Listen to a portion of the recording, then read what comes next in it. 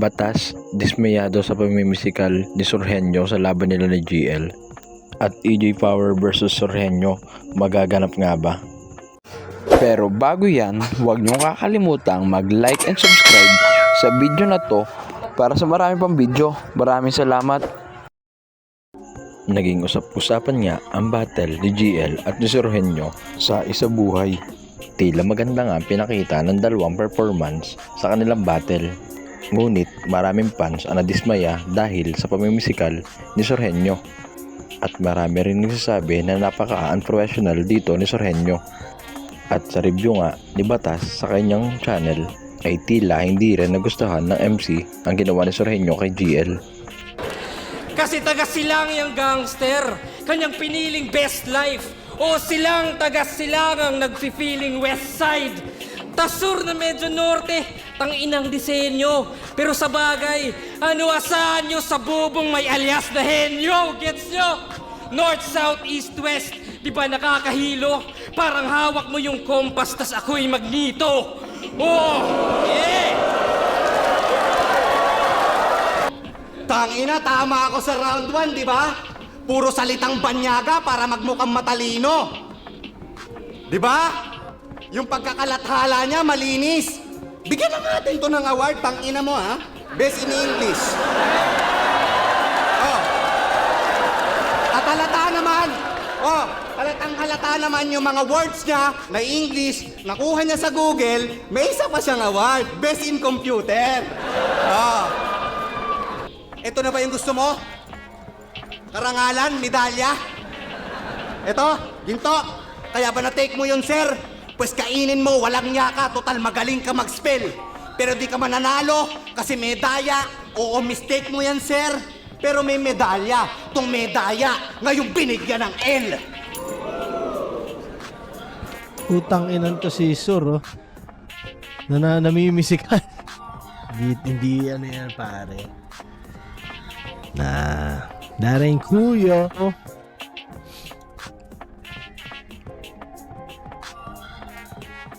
Yeah.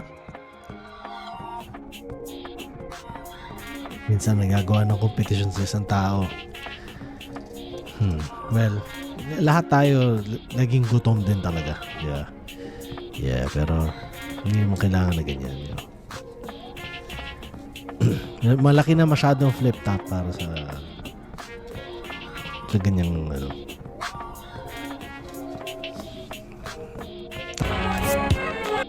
Yeah. Parang naapektuhan din si Sur sa mga sinabi ata ng GL kasi parang uminit yung ulo niya. Yeah, diba niya si ako hindi ko trip, hindi ako sangayon sa ganung klaseng hindi na natin kailangan ngayon yun, pare. So, well-deserved win para kay GL.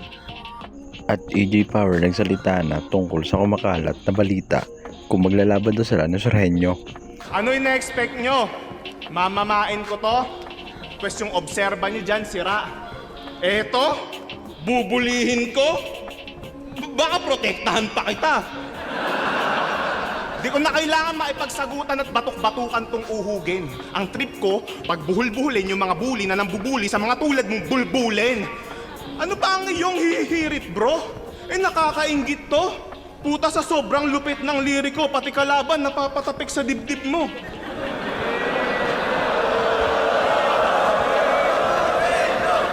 Sa sobrang supot, duwag, at loser nitong nerdo, ultimo mga fans mo, sinasabi sana ako na lang nakabattle ni Surhenyo.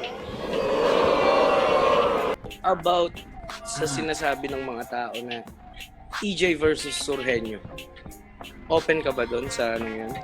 Or iba yung direction mo na gusto puntahan dahil si EJ ay nakilala bilang bubbly, alam mo yun, people person. Ayo kasi kalap. Hindi, alam ko style mo lang kay Romano. Kay Romano mo lang kinakita yung ano mo, gigil side. May balak ka bang i-pursue yung persona na yan? Uy, Wars.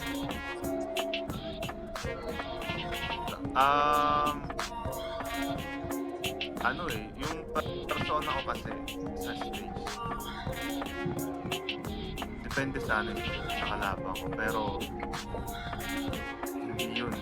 Sabi ko lang, hindi yun yung beses na makikita nila ako. At doon sa isang tanong mo kung kay Sur, ayokong kalaban si Sur kasi kaibigan ko si Sur eh. Kaibigan natin si Sur.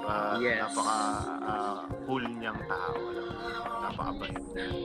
Napakagaling makisama. Malaki respeto ko dyan kay Sur. Yeah, shoutout sa iyo, Surhenyo. Alam mo, Ayoko mga malaban kalabang- ng malapit sa akin. nung nakalabang ko yan si Sur, nung kailan lang sa Bacolod, last week, Mm. hindi kami talaga nagkakasama ni Surhenyo eh. Alam mo yun, yung parang acquaintance lang, tropa, kakilala. Nung nakilala ko siya sa Bacolod, men, Surhenyo is one of the realest. Oo. I agree naman dyan. Alam mo yun. Kayo mga tol, ano masasabi nyo? Paki-comment below naman mga opinion nyo. At huwag nyo kakalimutan mag-subscribe at mag-hit ng notification bell para sa maraming video. Maraming salamat!